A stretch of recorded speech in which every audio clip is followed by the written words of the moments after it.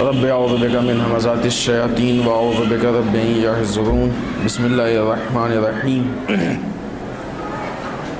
الحمد للہ الذی ہدانا لہذا وما كنا لنہتدی لولا ان ہدانا اللہ لقد جاءت رسل ربنا بالحق والصلاة والسلام علی سید اسلم ما فی الوجود سر اللہ کل موجود نقطة دائرة الوجود صاحب لواء الحمد والمقام المحمود سیدنا المجدد والمصطفى الامجد وابی القاسم محمد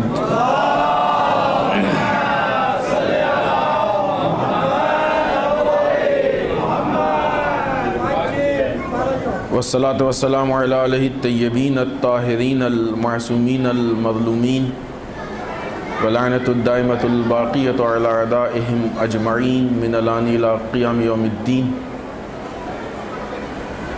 اما بعد فقد قال حسین بن علی علیہم الصلاة والسلام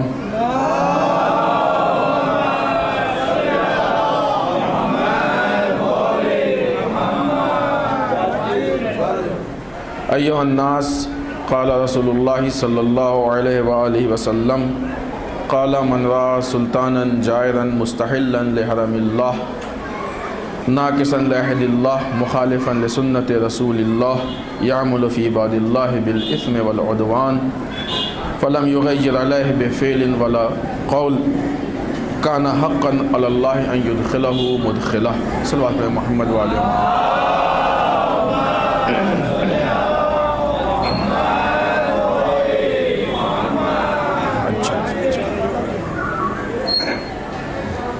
سرکار سید الشہداء امام حسین علیہ السلام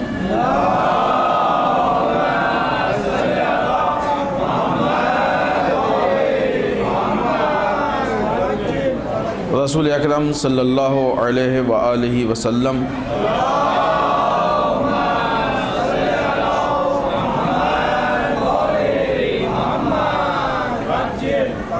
سے نقل فرماتے ہیں کہ جو شخص بھی کسی ایسے ظالم حاکم یا بادشاہ کو دیکھے کہ جو حرام خدا کو حلال میں تبدیل کرتا ہو یا عہد پروردگار کو توڑتا ہو سنت رسول کو تبدیل کرتا ہو لوگوں کے درمیان ظلم اور گناہ سے کام کرتا ہو اگر یہ شخص اس آدمی کی مخالفت میں فعلاً یعنی اپنے ایکٹیویٹیز سے کچھ نہ کرے یا زبان سے کچھ نہ کہے تو خداوند متعال کو حق حاصل ہے کہ جہنم میں جس مقام پہ اس ظالم بادشاہ کو بھیجے گا وہیں پہ اس خاموش رہنے والے کو بھی بھیجے گا۔ سرکار سید الشہداء کی اس حدیث کے ضمن میں فلسفہ کربلا کے عنوان سے جس گفتگو کا آغاز ہوا تھا وہ آج اپنے 7ویں مرحلے میں ہے۔ اب تک کی گفتگو میں جو معروضات ہم نے آپ کی خدمت میں عرض کیے کہ یہ انقلاب کربلا تحریک عاشوراء اس کا بیشتر زیادہ تر تعلق انسان کی اجتماعی زندگی میں ہے۔ سرکار سید الشہداء کے اقوال کی روشنی میں اس اجتماعی زندگی کے 3 اہم پہلو انسان کی سماجی زندگی، انسان کی سیاسی زندگی اور انسان کی عبادی زندگی، اس پہ ہم نے آپ کی خدمت میں کچھ معروضات پیش کیے۔ پھر کل کی گفتگو میں اس کے نتیجے میں کچھ چیزیں جو ہمارے درمیان میں وجود میں آئی ہیں ان کو ہم نے پیش کیا۔ بات اس مقام پہ پہنچی تھی کہ دین میں رسومات داخل ہوتی جا رہی تھیں کہ جس کی بنیاد پہ سرکار سید الشہداء کو قیام کی ضرورت محسوس ہوئی۔ اگر آپ کو یاد ہے تو ہم نے مولا کا وہ لیٹر، وہ خط آپ کی خدمت میں پیش کیا تھا کہ جو آپ نے بصرے والوں کے نام لکھا، جس میں آپ نے ارشاد فرمایا تھا، یہ تحریر فرمایا تھا کہ سنت مرتی جا رہی ہے اور بدعت زندہ ہوتی جا رہی ہے۔ یہ امام حسین کا شکوہ، جس کے نتیجے میں آج عزاداری کے عنوان سے، عزاداری کے ذریعے سے ہماری یہ ذمہ داری بنتی عزاداری کسی کی واہواہی کی ذمہ دار نہیں، عزاداری کسی کے نعروں کی ذمہ دار نہیں، عزاداری مجلسوں کو پرچرب بنانے کی ذمہ دار نہیں، عزاداری دین کے تحفظ کی ذمہ دار ہے۔ لہذا اس بات کا بالکل ہم جیسے لوگوں سے انتظار نہ کیا جائے کہ ایسی مجلس پڑھیں کہ مثلا لوگوں کو جوش آ جائے، ایسی مجلس پڑھیں کہ مثلا لوگوں میں تھوڑا سا کون سا جوش، وہ والا جوش یہ والا جوش آنا چاہیے، کربلائی جوش آنا چاہیے، اس سے مجلس کو خالی نہیں ہونا چاہیے، لیکن وہ والا جوش، کیونکہ یہ عزاداری کی جب ذمہ داری نہیں ہے تو ممبر پہ آنے والے ذاکر حسین کی بھی ذمہ داری نہیں ہے یہ۔ لہذا اس بات کی امید رکھنی چاہیے کہ جہاں پہ اسلام ناب محمدی خالص رسول کا لایا ہوا اسلام بیان ہو، ہر وہ چیز کی جو اس میں سے کم ہوتی نظر آئے اس کے متعلق بھی گفتگو ہو، اور ہر وہ چیز جو اس میں بڑھتی نظر آئے اس کے متعلق گفتگو۔ کم ہونے والی چیز کو سرکار سید الشہداء نے ان الفاظ میں شکوہ کیا ہے کہ سنتیں مرتی جا رہی ہیں، زیادہ ہونے والی چیز کو آپ نے شکوہ کیا ہے کہ بدعتیں بڑھتی جا رہی ہیں۔ عزاداری اس چیز کا ضامن ہے کہ نہ سنتیں کم ہونے پائیں نہ بدعتیں بڑھنے پائیں۔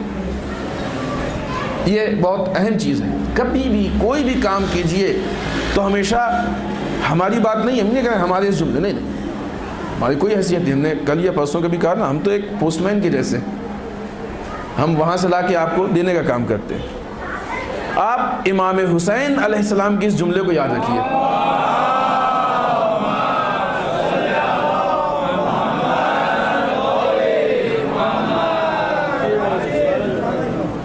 کہ ہمارے مولا نے شکوہ کیا ہے کہ زمانہ جو بدترین زمانہ ہے وہ یہ آ گیا ہے، اب حالات اتنے خراب ہو گئے ہیں کہ سنتیں مرتی جا رہی ہیں اور بدعتیں زندہ ہوتی جا رہی ہیں۔ تو ایسا نہ ہو کہ ہم سے کوئی ایسا کام انجام پا جائے کہ جس کے ذریعے سے خدا نخواستہ سنتیں مر جائیں، یا کوئی ایسا کام انجام پا جائے کہ جس کے ذریعے سے بدعتیں زندہ ہو جائیں۔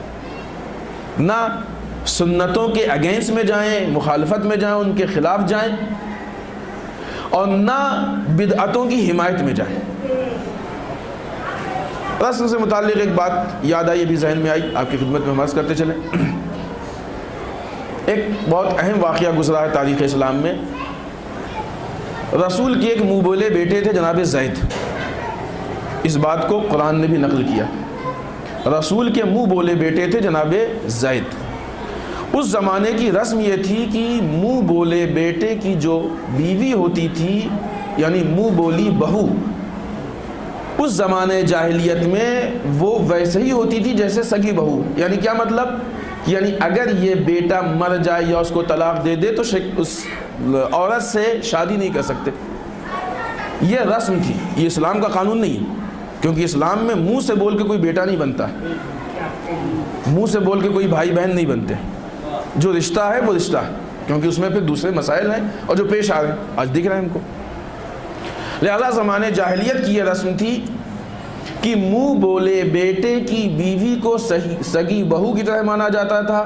اب اگر وہ بیٹا مر جائے یا طلاق دے دے تو ایسے حالت میں اس کی بیوی سے یہ جو منہ بولا سسر ہے شادی نہیں کر سکتا۔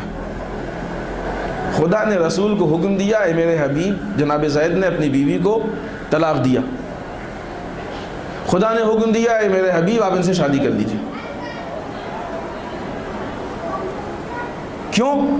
تاکہ زمانے جاہلیت کی رسم ٹوٹے۔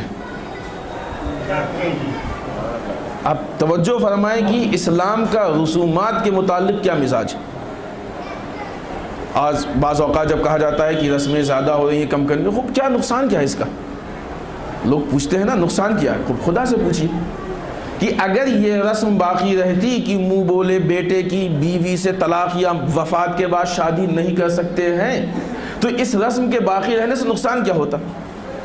کون سا عورتوں کا لڑکیوں کا قحط پڑا جا رہا تھا کہ مثلا دوسری شادی کہ مثلا سسر سے ہی شادی ہونی ہے، وہ عورت کسی اور سے بھی شادی کر سکتی ہے، یہ سسر کسی اور سے شادی کر سکتا ہے، کون سی ایسی مشکل ہے کہ اسی سے شادی کرے؟ کوئی پرابلم ہونے والی تھی اس سے؟ اول تو یہ اتفاق پڑھنا کہ منہ بولے کسی کو اپنا بیٹا بنائے، پھر اس کی بیوی ہو، پھر یہ اپنی بیوی کو طلاق دے دے یا مر جائے، اور پھر اس کے بعد ان دونوں کو شادی کی ضرورت محسوس ہو، اس اتفاق تک کتنے مورد پیش آئے ہوں گے 1400 سال میں؟ کیا مشکل تھی؟ کوئی پرابلم تھی؟ کیوں خداوند متعال نے رسول سے اتنا بڑا قدم اٹھوایا؟ چھوٹی بات نہیں ہے۔ آپ دیکھیں جائے قرآن میں اس آیت شریفہ کو پڑھیں، اس لہجے کو دیکھیں، اس مزاج کو دیکھیں۔ کیوں؟ اس لیے کہ قرآن نہیں چاہتا ہے کہ معاشرے میں کوئی رسم پنپے۔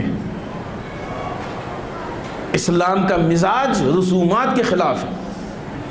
یہ جو رسم اسلامی ہے، جو رسم رسالت ہے، جو رسم الہی ہے، کہ جس کو ہم سنت کہتے ہیں، جس کو ہم سنت رسول کہتے ہیں، جس کو ہم سنت الہی کہتے ہیں، بس یہی کافی ہے، یہی ہماری رسم ہے۔ زمانے جاہلیت کی رسم اسلام کے خلاف، ہمارے کلچر کے رسومات اسلام کے خلاف، ہمارے علاقے کے رسومات اسلام کے خلاف، آباء و اجداد کے رسومات اسلام کے خلاف۔ اسلام ان کو نہیں ایکسیپٹ کرتا۔ اسلام ایک دم کلیئر۔ یہ 50 سال کے عرصے میں رسول کی وفات کے بعد سے کربلا کے واقعے کے انجام پانے کے بیچ میں، ان 50 سال میں دشمن نے جو اسلام پہ حملے کیے، ان حملوں میں ایک بہت عجیب کام یہ ہوا کہ سنتوں کو کم کیا گیا، رسومات کو بڑھایا گیا۔ اس لیے کہ جب رسم بڑھتی ہے تو سنت خود بخود کم ہوتی ہے۔ انسان کی ایک محدود کیپیسٹی ہے نا، ایک محدود انرجی ہے، اتنا ہی کام کرنے والا ہے وہ۔ ایسا تھوڑی کہ آپ کام کا بوجھ ڈالتے جائیں گے اور کام کرتا جائے، نہیں، ٹائم محدود ہے، انرجی محدود ہے، کیپیسٹی محدود ہے، ہر چیز محدود ہے۔ تو اب جب ادھر سے آپ بڑھاتے جائیں گے دین کے نام پہ، یہ بھی کر لو، یہ بھی کر لو، یہ بھی، تو ادھر سے جو واقعی دین ہے، جو حقیقی دین ہے، نکلتا جائے گا وہ۔ لہذا اسلام کو بالکل خالص رکھنے کے لیے، رسومات سے خالی کرنے کے لیے سرکار سید الشہداء نے قدم اٹھایا، اور اپنے اس لیٹر میں، کل ہم نے اس کی اہمیت آپ کی خدمت میں عرض کی تھی مختلف جہت سے، اس لیٹر میں، اس مختصر سے لیٹر میں جو اصل مطلب لکھا ہے وہ یہ لکھا ہے، اس بات کا شکوہ کیا کیا کہ سنتیں مرتی جا رہی ہیں، بدعتیں بڑھتی یا زندہ ہوتی جا رہی ہیں۔ یعنی اب ہماری عزاداری کا مزاج یہ ہو کہ اس کی وجہ سے، اس کے ذریعے سے سنتیں مضبوط ہوں، کم نہ ہوں، اور بدعتیں ختم ہوں، مضبوط نہ ہوں۔ بدعت اسی کو دوسرے الفاظ میں آپ رسومات کہہ لیجئے، کیونکہ ہماری رسومات بدعت ہے۔ یہ عزاداری کا اہم ترین نتیجہ ہے، اس کو ہم اپنے ذہن میں رکھیں۔ سرکار سید الشہداء کے اس جملے کو ہم کہتے ہیں، اردو میں محاورہ کہتے ہیں، گانٹھ باندھ کے رکھ لیں۔ جب بھی کسی کام کو انجام دیں تو ہم یہ سوچیں کہ آیا یہ سنت سید الشہداء ہے، سنت اسلام ہے، سنت الہی ہے، یا بدعت ہے؟ اگر سنت ہے تو اتنا مضبوط ہو جائیں اس کے لیے کہ اس کی بقا کے لیے راہ کربلا پہ چل کے جان دے سکتے ہیں، اور اگر بدعت ہے تو پوری دنیا اصرار کرے لیکن اس پہ ہم عمل نہیں کریں گے، اس لیے کہ بدعت سے روکنے کے لیے ہی امام حسین نے علی اکبر کو قربان کیا تھا۔ اتنی بڑی قیمت کس چیز کے لیے ادا کی تھی امام حسین نے؟ اتنے شہداء کو کس چیز کے لیے پیش کیا تھا؟ تاکہ اسلام کی سنتوں کو مضبوط کیا جائے اور اسلام کو بدعتوں سے خالی کیا جائے۔ دوسری طرف کی مشکل کہ جب یزید جیسا ناہنجار تخت حکومت پہ آیا، یا اسلام کے ساتھ ایسے جو کھلواڑ ہوتے رہے، بدبخت افراد حکومت پہ آتے رہے کہ جن کے پاس تقویٰ نہیں تھا، ظاہر تقویٰ تھا۔ ہاں، یہ چیز پہچاننے والی چیز ہے، ایک تقویٰ ہے اور ایک ظاہر تقویٰ ہے۔ یہ چیز بہت جو کلیئر دکھ کے آتی ہے وہ خوارج میں دکھ کے آتی ہے، جنگ نہروان میں۔ میں نے شاید کل ہی کہا تھا اپنے جوانوں سے کہ آپ امام خمینی کی ایک کتاب ہے، شہید مرتضیٰ مطہری کی کتاب ہے جاذبے اور دافع امام علی، پڑھیں۔ اس میں اس چیز کو شہید مرتضیٰ مطہری نے بہت اچھی طریقے سے پیش کیا ہے، بہت مختصر اور بہت اچھے انداز میں پیش کیا۔ یہ وہ تقویٰ تھا جو مثلاً خشک تقویٰ تھا، دکھانے والا تقویٰ تھا، انہیں ہم کہتے ہیں خشک مقدس۔ ظاہر میں تقویٰ تھا واقعی، کیونکہ تقویٰ وہ ہوتا ہے کہ جو خدا سے خوف ہمارے دل میں پیدا کرتا ہے۔ تقویٰ وہ نہیں ہوتا ہے کہ جو راہ خدا کے خلاف لے جائے۔ تقوی کے معنی تبدیل ہو گئے، تقوی کی اصطلاح تبدیل ہو گئی۔ ان کا تقویٰ ایک الگ نوعیت کا تھا، خوارج کا، یہ ان حکام کا تقوی ایک الگ نوعیت کا تھا۔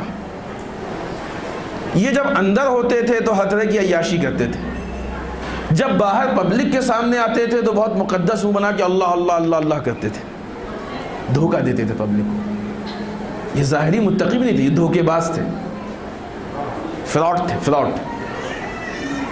پبلک کے سامنے جھوٹ بولتے تھے، جھوٹ کرتے تھے۔ یہ یزیدیت کا تقویٰ تھا۔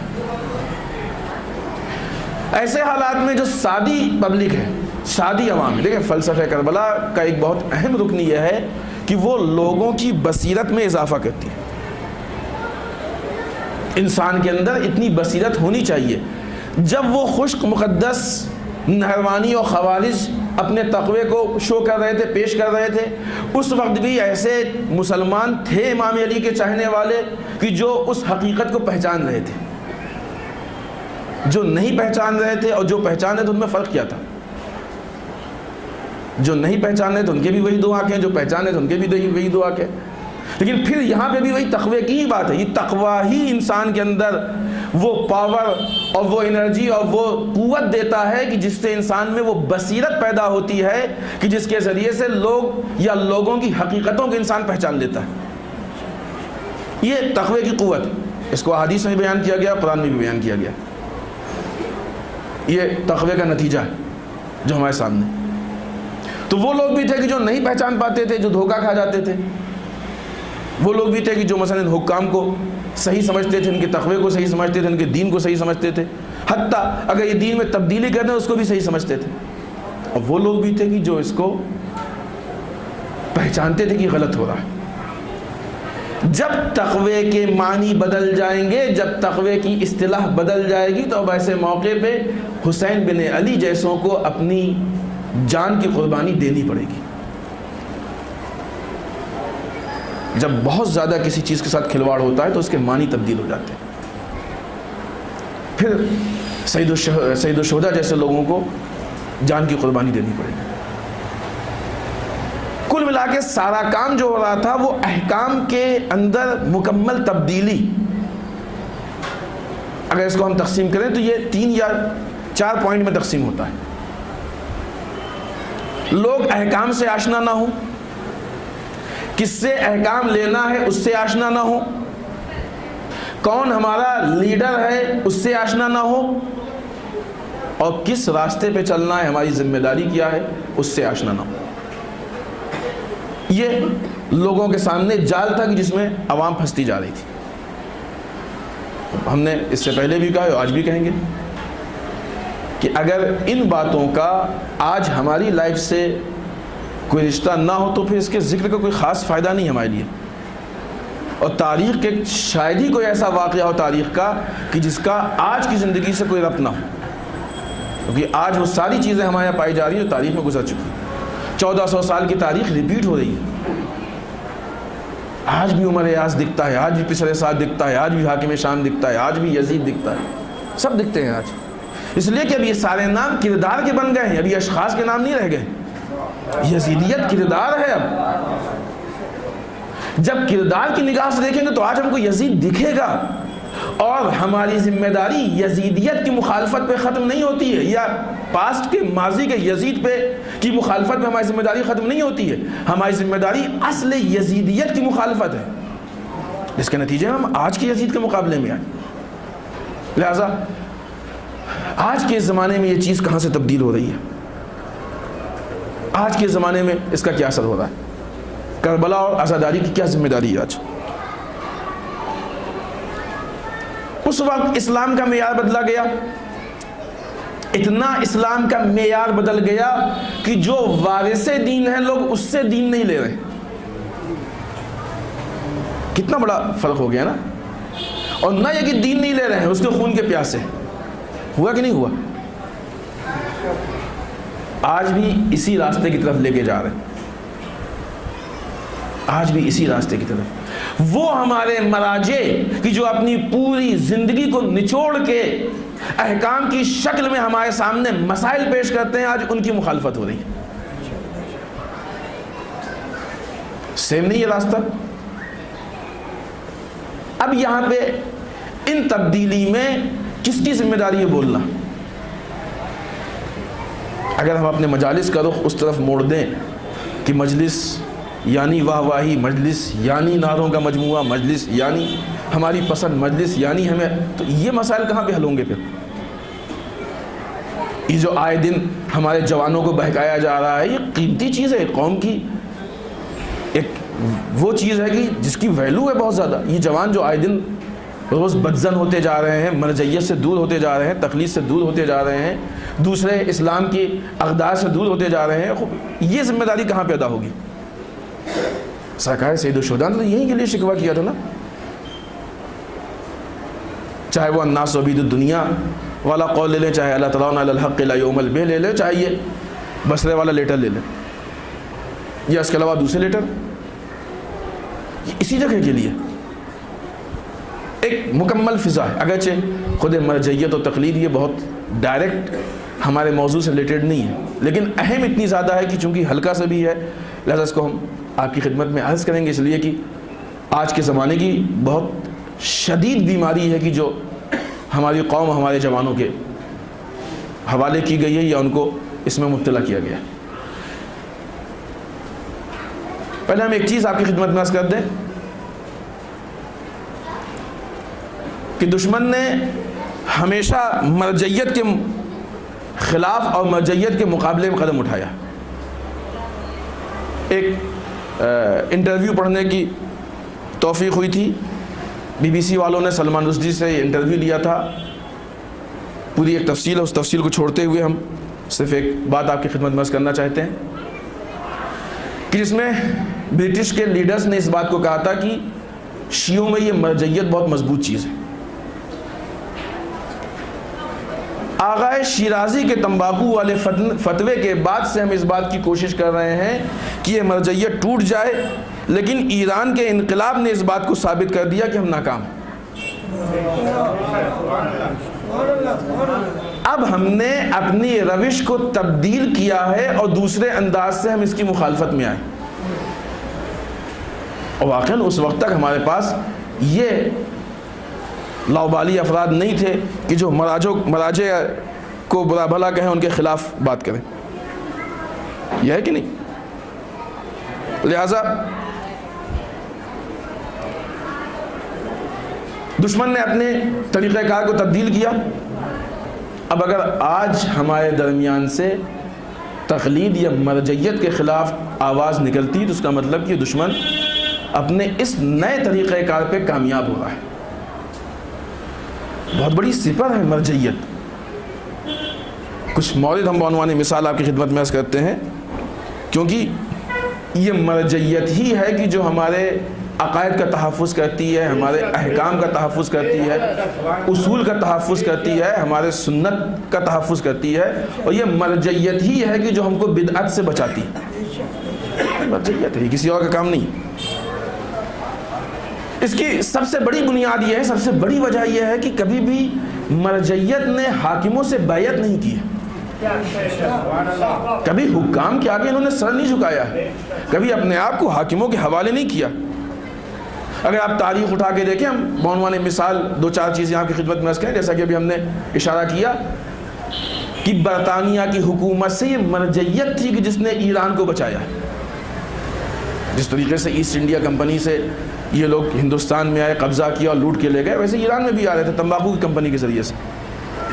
کیسے بچے؟ آغا شیرازی کا فتویٰ تھا، وہ واقعہ آپ سب کے سامنے۔ یہ مرجعیت کا دم تھا کہ جس مرجعیت کی وجہ سے ایران اس مصیبت سے بچ گیا کہ جو مصیبت دوسرے ممالک پہ آئی تھی۔ یہ مرجعیت کا رول ہے۔ اور آگے آئیے، بہت پہلے کی بات نہیں ہے، اکثر لوگوں کی دیکھی ہوئی چیز ہے کہ حوزہ علمیہ نجف سے صدام کو بڑی تکلیف تھی، پوری کوشش کی اس نے کہ حوزہ علمیہ نجف کے فکر کو تبدیل کر دے، لیکن حوزہ علمیہ نجف نہیں جھکا، صدام کو جھکنا پڑا۔ نتیجہ یہ ہوا کہ صدام نے حوزے کو بند کروایا۔ حوزے کا بند ہونا یہ حوزے کی شکست نہیں ہے، یہ صدام کی شکست ہے، کیونکہ اسے معلوم تھا جب تک حوزہ کھلا رہے گا اس وقت تک یہ حوزہ لوگوں کے اندر جو شعور پیدا کرے گا، جو لوگوں کو فکر دے گا، یہ ہمارے خلاف، لہٰذا آخر میں مجبور ہوا کہ یہ حوزے کو بند کروائے۔ لہٰذا حوزے نے صدام کے آگے سر نہیں جھکائی۔ یہ حوزہ کہاں ہے، کس چیز سے مضبوط ہے؟ حوزے کا سربراہ، حوزے کا ہیڈ، حوزے کا سرپرست، یہی مرجع ہوتا ہے وقت کا، یہ مرجعیت کا پاور ہے۔ اور آگے آئیے، دنیا کا اتنا بڑا جانا مانا انقلاب، قوم اور ایران میں شاہ کا اتنا پرانا تختہ، اتنی پرانی حکومت، اس کو مرجعیت نے ہی پلٹا۔ کوئی اور سوچ بھی نہیں سکتا تھا اس بارے میں، لیکن یہ کام مرجعیت کے ہاتھوں انجام پایا۔ حتیٰ مرجعیت تو چھوڑیں کہ جو ان مراجع سے رابطے میں ہیں، جو نظام ولایت پہ عمل کرتے ہیں، خود لبنان میں دیکھیں، لبنانیوں پہ کتنے مظالم، کتنی مشکلات۔ انگلینڈ بھی وہاں تصرف کر رہا تھا، فرانس بھی تصرف کر رہا تھا، امریکہ بھی تصرف کر رہا تھا۔ ان سارے مسائل سے لبنانیوں کو جس ذات نے بچایا ہے، نکالا ہے، وہ ایک بہت بزرگ عالم دین تھے جنہوں نے اس کام کو کیا۔ آغائے موسیٰ صدر، یہ کام کس نے کیا؟ آپ کو جو دنیا کی بڑی بڑی شخصیتیں مل جائیں گی، عام طور سے ان شخصیتوں کو بڑا بنایا جاتا ہے کہ جو میدان ظلم میں آگے ہوتے ہیں، لیکن ہمارے مراجع کی تاریخ ہمیشہ یہ رہی ہے کہ ہمیشہ یہ ظلم سے لڑے ہیں، کبھی ظلم کے حامی نہیں بنے، اور اس ظلم سے لڑنے میں کبھی یہ نہیں دیکھا ہے کہ مقابلے میں کتنی بڑی طاقت ہے۔ ہمیشہ یہ محسوس کیا ہے کہ ہم اگر حق پہ ہیں تو سب سے بڑی طاقت اور سب سے بڑا پاور حق میں۔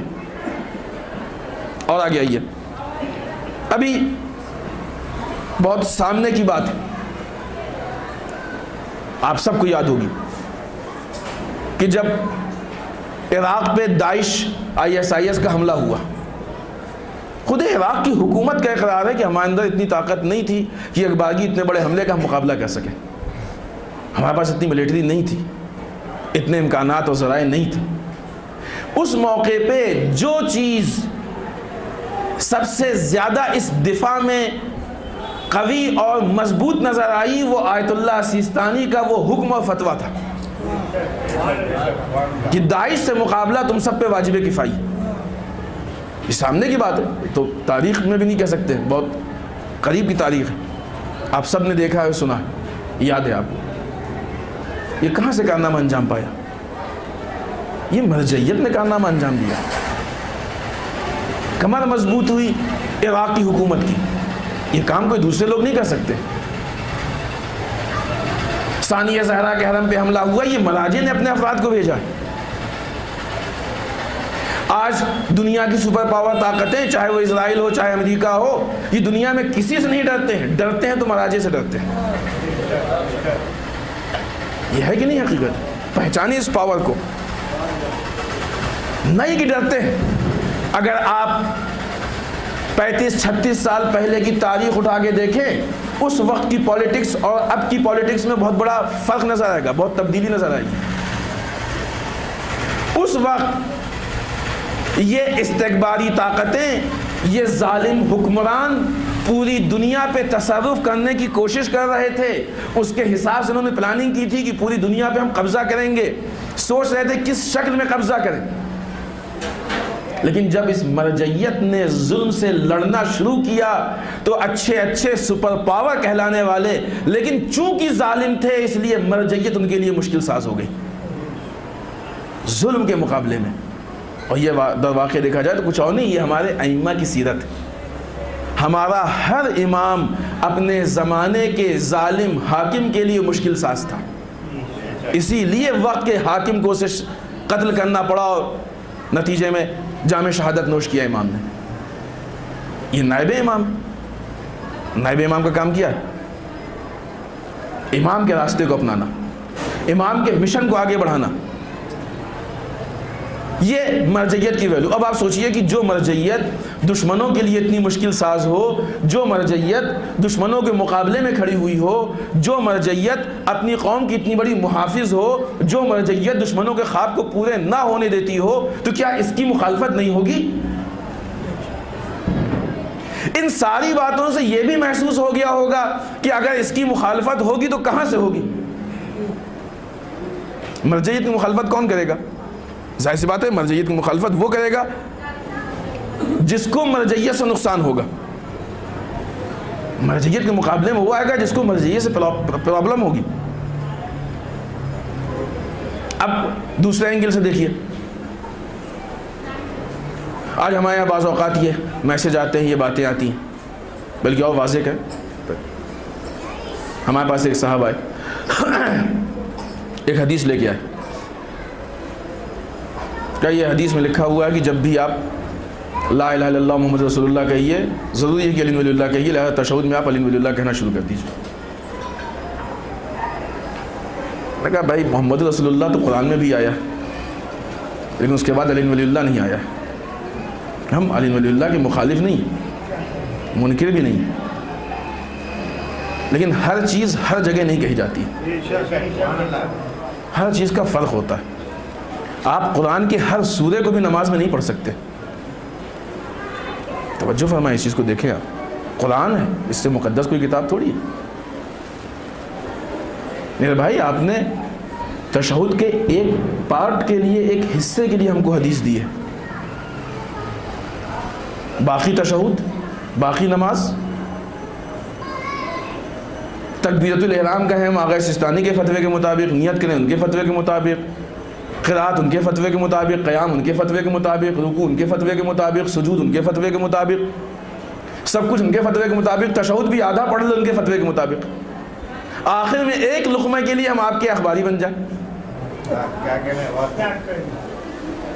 یہ چندے کی نماز نہیں ہوئی نا,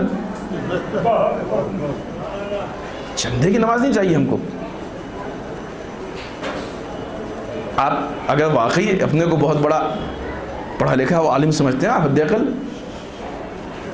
اس طرح سے ہمارے جوانوں کو بہکایا جا رہا ہے. صاحب تقلید تو صرف ائمہ کی, پورے سوالات سلسلہ ان ساری چیزوں کو یہاں پیش نہیں کر سکتے ہیں, لیکن صرف اس مختصر سے وقت میں کچھ اشارہ ہو سکتا ہے. وقت بھی اچھا خاصا گزر چکا ہے.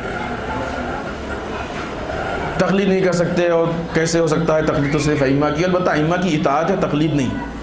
ائمہ کے لیے جو لفظ استعمال ہوتا ہے وہ اطاعت کا لفظ استعمال ہوتا ہے, تقلید کا لفظ استعمال نہیں ہوتا ہے. تقلید کے مطلب ہی یہی ہے کہ جس چیز کو ہم نہیں جانتے ہیں اسے جو جانتا ہے اس سے پوچھ لیں. کسی انسان کی ایسی زندگی ہے ہی نہیں کہ جو تقلید سے خالی ہو,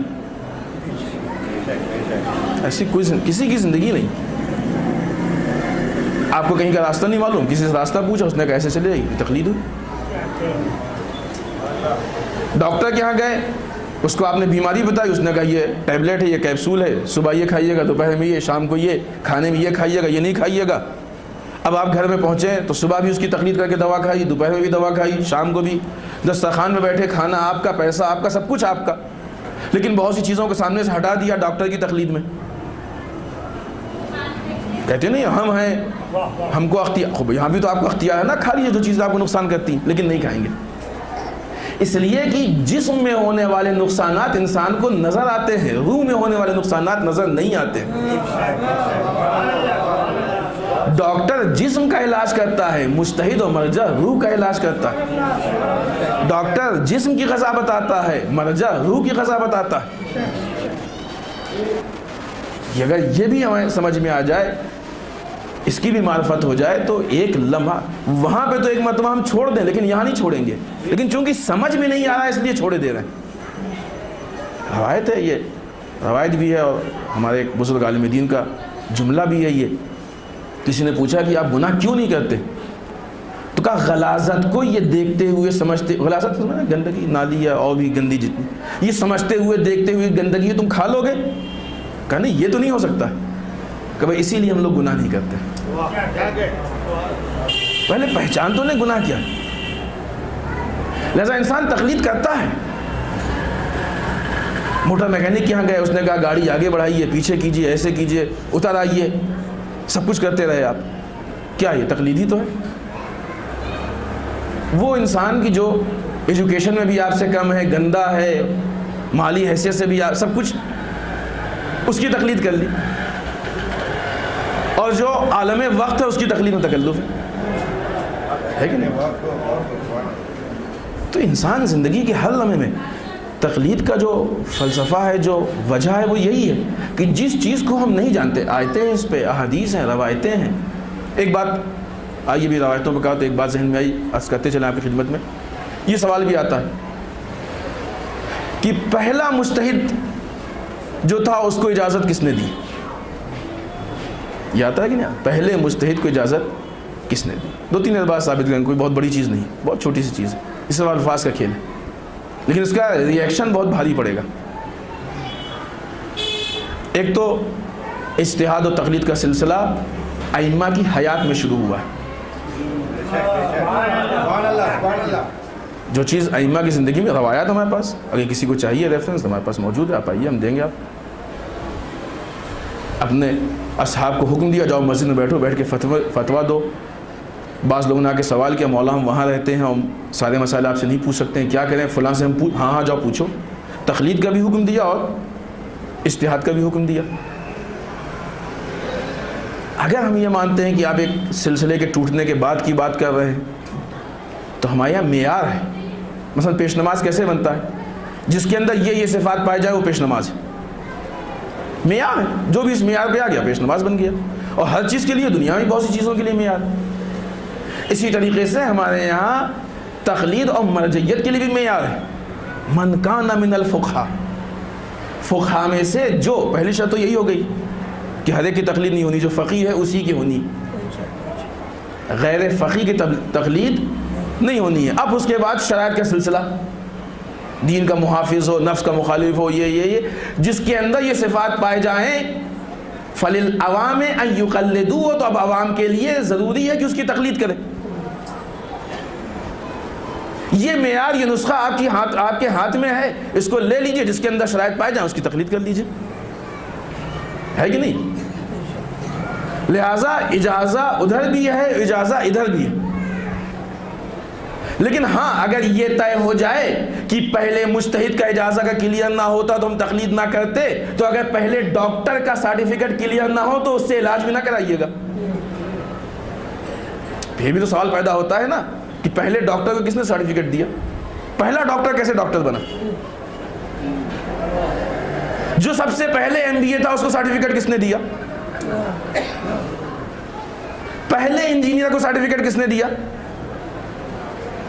اگر واقعی یہ علمی اور تحلیلی سوال ہے تو ہر فیلڈ میں ہونا چاہیے، اور صرف تقلید میں اس کا مطلب کہ سوال نہیں ہے، تعصب ہے،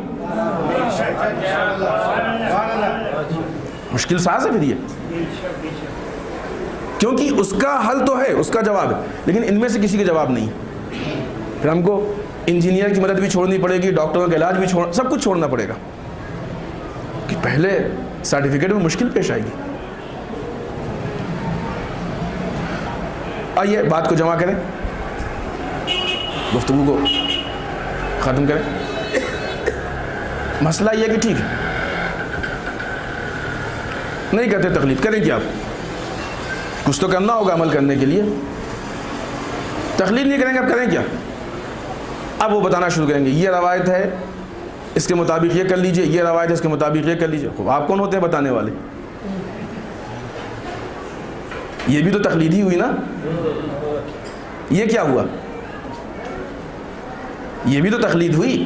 جب کوئی آ کے ہم سے کہہ رہا ہے کہ فلاں روایت کے مطابق یہ کر لیجئے، فلاں، مجتہد بھی تو یہی بتاتا ہے، قرآن و حدیث کے ذمہ بتاتا ہے، تو تقلید وہ بھی ہے، تقلید یہ بھی ہے، بس فرق اتنا ہے کہ وہ اس کی تقلید ہے جو امام کے معیار کے مطابق ہے، اور یہ ہر اہل غیرے کی تقلید ہے۔ جو صاحبان معیار ہوتے ہیں وہ معیاری چیزوں کو پسند کرتے ہیں، اور جن کا اپنا اسٹینڈرڈ لو ہوتا ہے تو وہ اونچی چیزوں کو برداشت بھی نہیں کر پاتے۔ اب یہ کس کی تقلید ہے؟ یہ بھی تو تقلیدی ہے نا۔ اگر تقلید کے لیے پرابلم ہے تو یہ بھی تقلیدی تو ہے، آپ نے کہا یہ کر لیجیے، یہ تقلید ہے۔ اس لیے کہ کیا ہے تقلید؟ کوئی عیب نہیں ہے، کوئی مصیبت نہیں ہے، کوئی مشکل نہیں ہے۔ جس طریقے سے ہر فیلڈ میں ایک ماہر ہونا چاہیے، ویسے ہی احکام دین کا ماہر ہے، ہم کو اس کی بات ماننی چاہیے۔ اس لیے کہ صرف احادیث کو دیکھ کے عمل نہیں ہو سکتا ہے، احادیث پہ بین تھا، احادیث گڑھی گئی ہیں، احادیث میں ملاوٹ کی گئی ہے، احادیث جو صحیح بھی ہیں وہ کبھی بعض حالات کے مطابق ہیں، کبھی بعض خاص موقع کے لیے ہے، کبھی خاص افراد کے لیے۔ یہ کیسے طے ہوگا کہ یہ حدیث کسی خاص فرد کے لیے، یہ حدیث گڑھی ہوئی ہے، یہ صحیح ہے صحیح نہیں ہے، یہ کسی خاص شخص کے لیے، کسی خاص زمانے کے لیے، خاص علاقے کے لیے؟ جو علم ان چیزوں کو طے کرتا ہے کہ کون سی حدیث صحیح ہے غلط ہے، خاص کے لیے ہے سب کے لیے، اسی علم کو اصول کہتے ہیں، اور ان کے ذریعے جب احکام نکالا جاتا ہے اسے اجتہاد کہتے ہیں۔ الگ سے تھوڑی ہے۔ مثال دیں ہم آپ کو، بہت ساری مثالیں، بہت سامنے کی مثال دیں کہ جو ہمارے بچے کے ذہن میں آ جائے۔ علی بن یقین کا واقعہ سنا کہ سنا آپ نے؟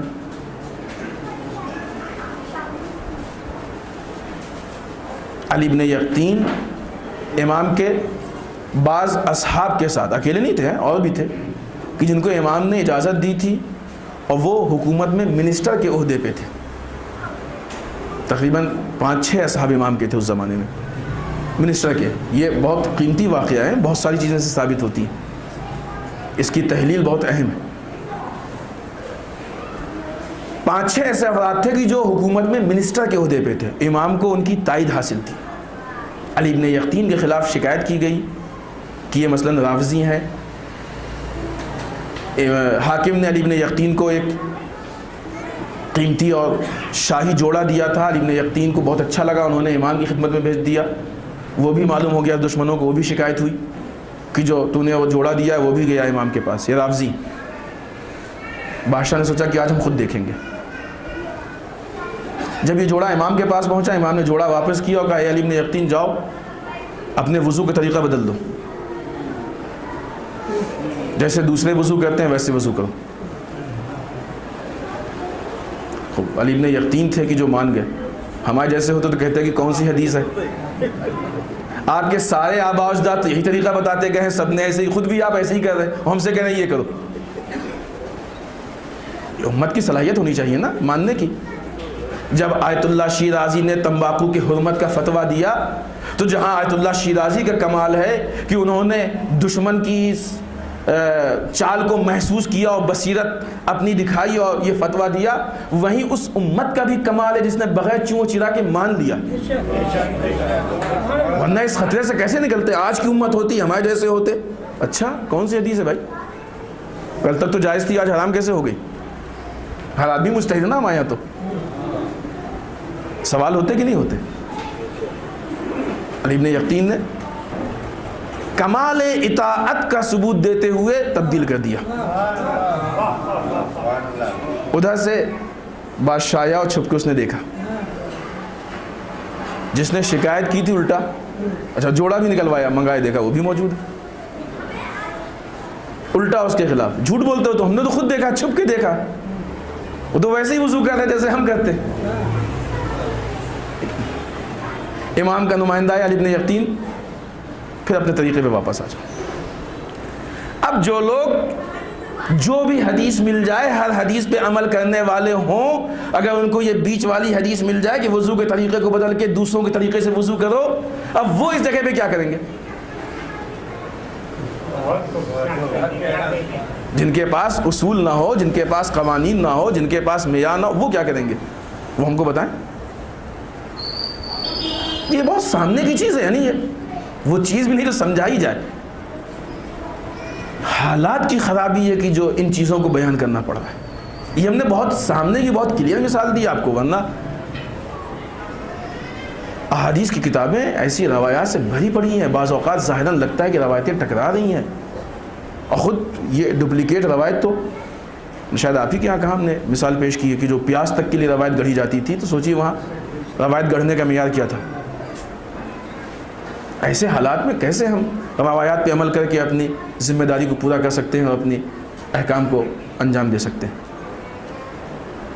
کوئی ایسا ہو ماہر اسپیشلسٹ کہ جو ہر گوشے کو، ہر اس کے معیار کو دیکھے، ہر طرف سے دیکھے، اور دیکھنے کے بعد جانچ پرکھ کے بتائے کہ نہیں یہ کلیئر ہے، اسی کو مجتہد کہتے ہیں،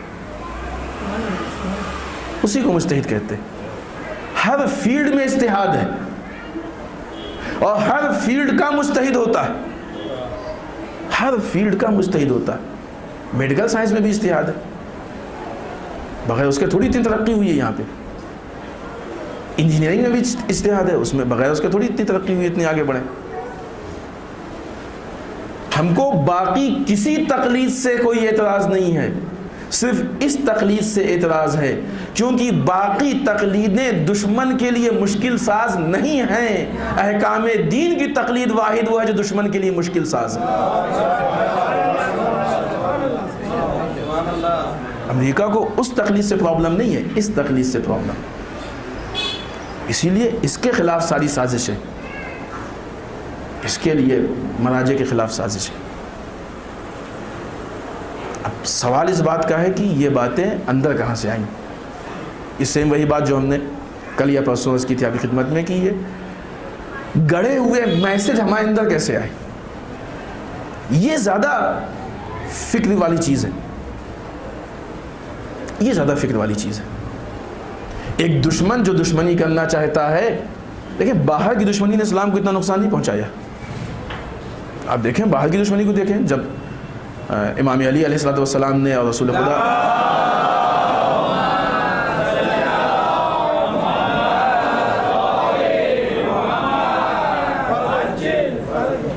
صلی اللہ علیہ وآلہ وسلم نے جو جنگیں کی ہیں, جو باہر والوں سے جنگیں کی ہیں, ان سے اسلام کو اتنا نقصان نہیں ہوا. نقصان کب ہوا ہے؟ جو اندر کی تھی, داخلی جنگیں تھیں, ان سے اسلام کو زیادہ نقصان ہوا. یہ چیز دشمن کو معلوم تھی. یہ دشمن کی بہت پرانی اسٹریٹجی ہے, بہت پرانا طریقہ کار ہے کہ اگر اسلام کو برباد کرنا ہے تو اسلام کو چولہا اوڑھ کے اندر گھس جاؤ, اندر سے جا کے پھوڑنے, دیمک والا کام کرو, چوہوں والا کام کرو. یہ ہوتا ہے آج, دیمک والا کام, چوہوں والا کام, یہ زیادہ ہے آج. اور دشمن اس روش میں زیادہ سکسیس ہے, تک خدا نہ کرے کہ سکسیس ہو. لہٰذا یہ وہ طریقہ کار ہے کہ جس سے اسلام کو زیادہ نقصان پہنچا ہے. سوال اس بات کا کہ یہ جو مراجع کے خلاف میسج ہیں, یہ جو باتیں ہیں, جو پورا ابھی شاید آپ نے دیکھا نہیں, یہ تقلید کے خلاف اور مرجعیت کے خلاف پوری کتابیں ہیں لکھی گئی. اور کتابوں کو پڑھیے تو ہنسی آتی ہے, کیونکہ اس بات لکھنے والے کے علم کا معیار ہی کیا, جتنا معیار ہوگا اتنے تو لکھے گا. لیکن اب ٹھیک ہے, جو ان سے پست ہے, ان سے جاہل, ان کے لیے بہت بڑی چیز ہے, انہوں نے جو چیزیں کبھی نہیں سنی. اور اسی لیے یہ حملے ہو بھی ان پہ رہے ہیں کہ جن کے یہاں دینی تعلیمات کا کوئی معقول انتظام نہیں ہے. در واقع یہ ہے ہمارا دروازہ. چور وہاں سے داخل ہوتا ہے جہاں دروازہ کمزور ہو, جہاں آپ کا لاک کمزور ہو, تالا کمزور ہو, جہاں دیوار چھوٹی ہو. اپنی طرف سے کوئی کمزوری نہ چھوڑیں کہ چور داخل ہونے پائے. آج ہمارے درمیان مدارس اور مکاتب کا صحیح انتظام نہ ہونا یہ ہماری کوتاہی ہے, اور یہ وہ تعاون ہے جو اغیار کے لیے, یہ ان کی ہیلپ ہے. یہ وہ جگہ ہے کہ جہاں پہ ہماری دیوار کمزور آؤ توڑو. کہیں گفتگو ہو رہی تھی, ہم نے عرض کی اس بات کو. آج ہمارے جب بچوں کی تربیت ہوتی ہے, بچہ صبح اٹھا ہنگامہ ہوتا ہے, یونیفارم بیگ تیار کرو, ہوم ورک کیا کہ نہیں کیا بیٹا, یونیفارم گندا ہے کہ نہیں, شوز پہنو, ناشتہ, ٹفن, سب بڑا اہتمام ہوتا ہے. وہ بچہ اسکول پہنچ گیا, اسکول سے لوٹا, کیا پڑھا, ہوم ورک کیا ہے, کب کرنا ہے, آرام کر لو, کھانا کھا لو, ہوم ورک کر لینا, ٹیوشن کا ٹائم ہو گیا, ٹیوشن چلے جاؤ. ہوتا ہے کہ نہیں؟ اگر بچہ ایک دن میں 6 گھنٹے اسکول جاتا ہے, 2 گھنٹے ٹیوشن جاتا ہے, تو پر ڈے 8 گھنٹے ایکیڈمک ایجوکیشن پہ وہ خرچ کر رہا ہے. اگر ہفتے میں صرف 5 دن اسکول ہے تو 40 گھنٹے ہفتے میں اس نے اس پہ خرچ کیے, اور جس میں اتنا اہمیت کا مظاہرہ اور اتنے ہنگامہ ساری چیزیں. اس کے مقابلے میں اس بچے نے کتنے گھنٹے دینی تعلیم پہ خرچ کیا, یہ کوشچن مارک ہے. اور اگر کہیں ہے بھی مدرسہ تو جتنا اہتمام اسکول کے لیے ہوتا ہے اتنا مدرسے کے لیے نہیں ہوتا ہے. جو غیر محسوس تربیت ہے کہ بیٹا جتنا اہم وہ ہے اتنا یہ نہیں. یہ زبان سے نہیں کہتے ہم، لیکن اس کو احساس دلاتے ہیں، یہ اس کی گھٹی میں ہم پلاتے ہیں اس کو۔ مشکل یہاں سے ایجاد ہوتی ہے،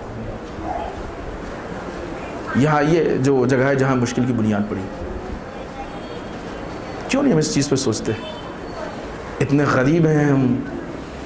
اب اگر ہمارے محلے میں اچھا اسکول نہیں ہوگا تو ہم اپنے بچوں کو 10 کلومیٹر دور 15 کلومیٹر دور بھیجتے ہیں، بس لگوائیں گے، ٹیکسی لگوائیں گے، رکشہ لگوائیں گے، لیکن نہیں، کیسے ہو سکتا ہے بغیر پڑھے؟ مکان بدل دیں گے، ہوتا ہے کہ نہیں ہوتا ہے؟ مدرسے کے لیے کیوں نہیں ہے؟ دینی تعلیم کے لیے کیوں نہیں؟ کیونکہ یہ بچہ جب جاہل رہ جائے گا، نہیں کہ جاہل ہے، جو اس کی پیک ایج ہے، جس ایج میں وہ سیکھتا ہے، اس ایج میں آپ کو معلوم ہے کہ اسکول اکثر عیسائیوں کے ہیں کہ جس میں غیر محسوس طریقے سے ایک ان کی تربیت، ان کا کلچر دیا جاتا ہے۔ اب اس پیک ایج میں ہم نے اپنے بچے کو غیر کے حوالے کر دیا، پھر اس کے لیے شکایت ہوتی ہے کہ صاحب بچہ تو ہاتھ سے نکل گیا۔ نکلا نہیں، ہم نے ہاتھ سے ڈھکیل دیا اس کو۔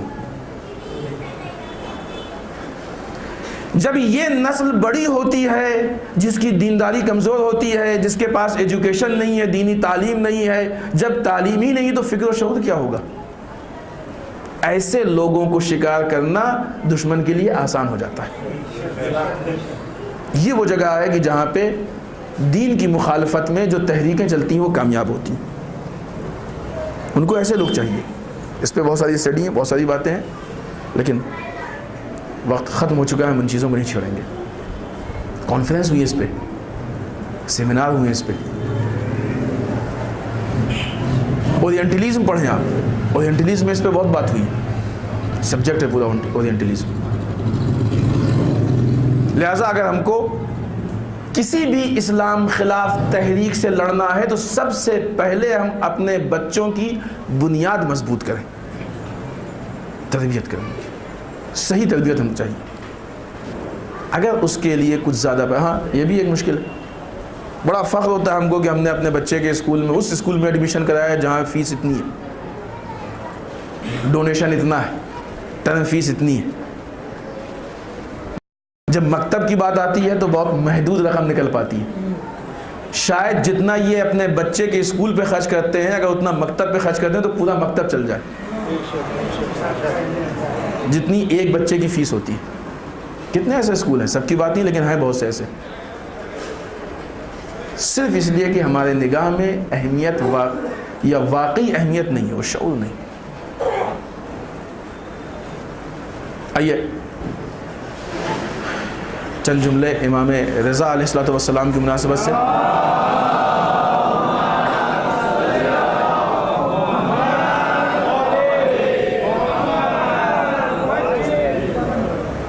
آج بعض روایتوں کے حساب سے آپ کی شب شہادت ہے۔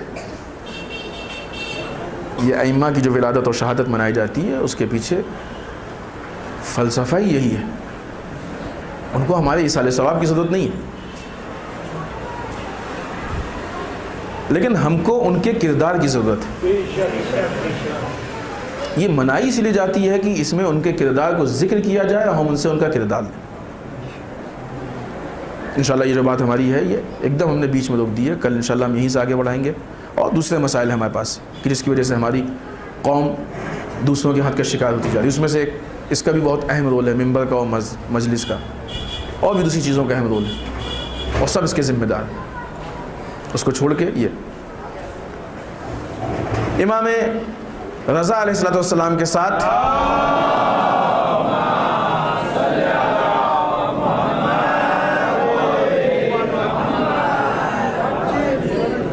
ہارون چاہتا تھا کہ امام کو قتل کر دے شہید، لیکن نہیں کر پایا۔ لوگوں نے تقاضا کیا کہ تو نے تو کہا تھا کہ جو بھی اس عہدے پہ آئے گا ہم قتل کر دیں گے، کیا چاہتے ہو ہم سب کو قتل کرتے جائیں؟ نہیں کر پائے۔ مامون نے بہت کوشش کی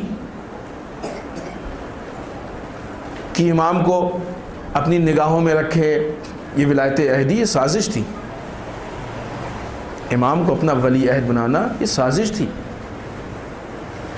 اس لیے کہ ولی عہد ہمیشہ بڑا اپنے چھوٹے کو بناتا ہے۔ ایج کے حساب سے امام بڑے تھے، مامون چھوٹا تھا، نارمل حالات سے بڑا پہلے مرتا ہے، چھوٹا بعد میں مرتا ہے. چھوٹا بڑے کو تھوڑی ولی عہد بناتا ہے. تمہیں بڑا شوق تھا ولی عہد بنانے کا تو نویں امام کو بناتے ولی عہد. اگر واقعی ولی عہد بنانا تھا تو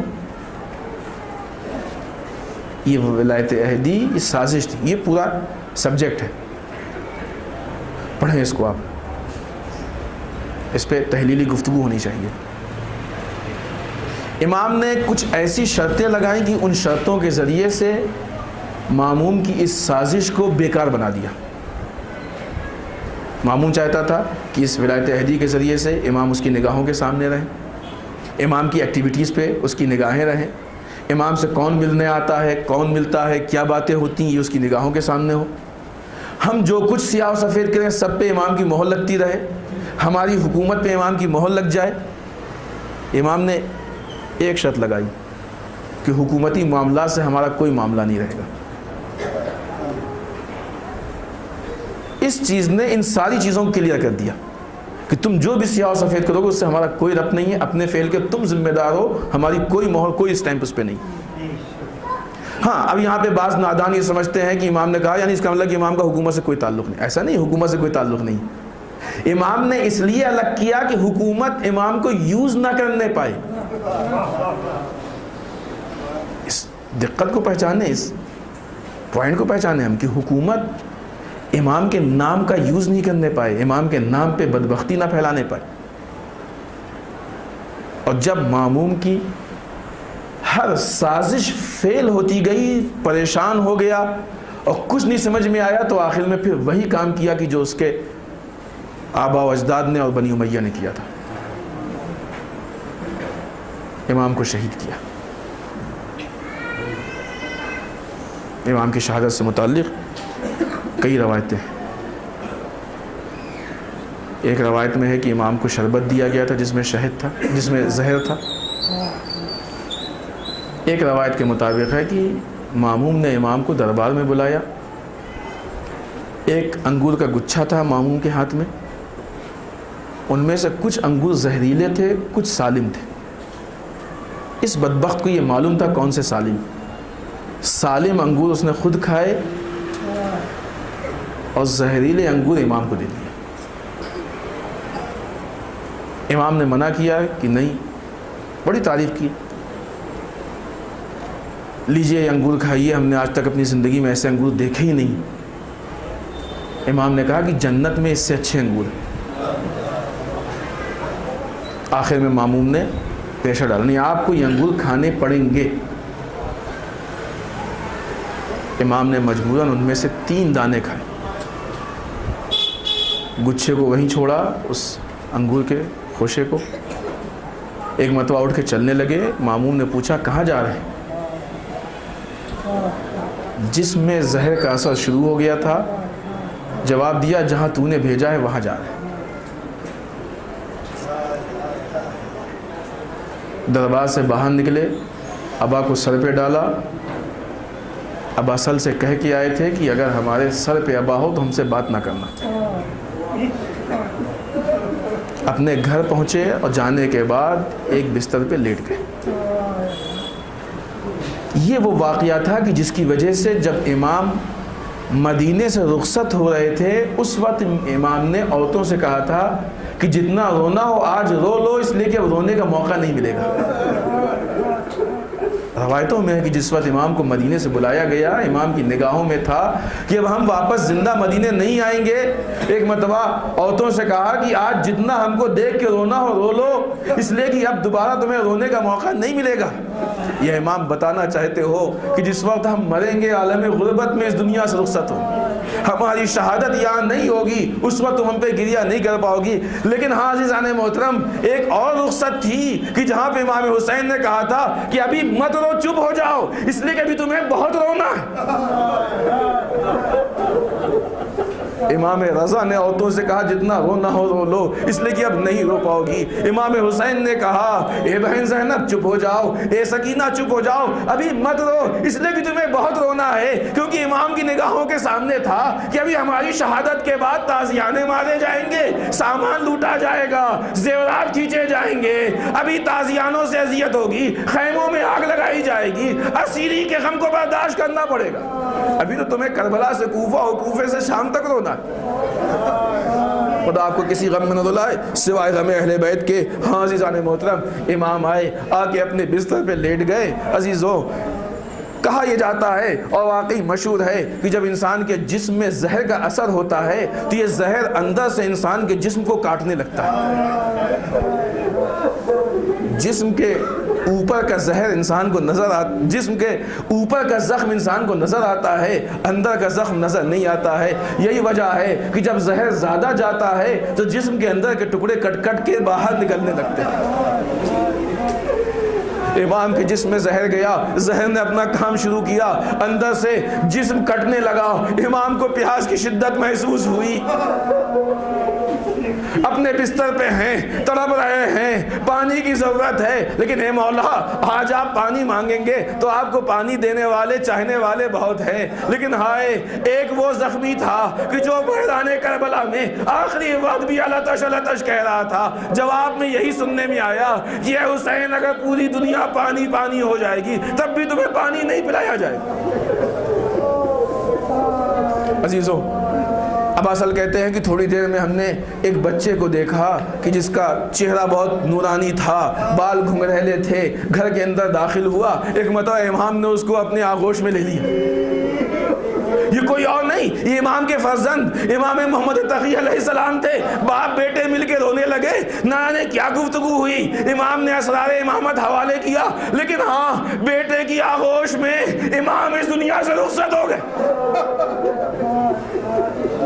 اے امام محمد تقی بہت خوش قسمت ہیں، اس لیے کہ جب باپ مرا آپ کے آغوش میں تھا، فوراً آپ نے کفن پہنایا، فوراً آپ نے حنوط کیا، آپ نے غسل دیا، کھڑے ہو کے نماز جنازہ پڑھائی، سارے فرائض انجام دیے۔ بیٹے نے اپنے باپ کی نماز بھی پڑھائی، اپنے باپ کو غسل بھی دیا، اپنے باپ کو کفن بھی پہنایا، سارے رسومات انجام دیے، لیکن ہائے ایک کربلا میں بیٹا تھا جس کے ہاتھوں میں ہتھکڑی، پیروں میں بیڑی، گلے میں طوق۔ جب یہ قافلہ روانہ ہو رہا ہے، بیٹا بڑے حسرت و یاس سے دیکھ رہا ہے کہ باپ کا لاشا بے گوڑوں کفن پڑا ہے، جسم پہ کفن نہیں ہے، گھوڑوں کے ٹاپوں کے نشان ہے۔ ہائے بیٹا گزر گیا، اپنے باپ کو دفن نہ کر پایا۔ اے بوبی اماں، ان بدبختوں نے اپنے کشتائے نے جس کو دفن کر دیا، ہمارے بابا کا لاشا بے گوڑوں کفن ہے، کوئی دفن کرنے والا نہیں۔ انا للہ و انا الیہ راجعون۔ ذنب قضاء و تسلیما ماتم حسین۔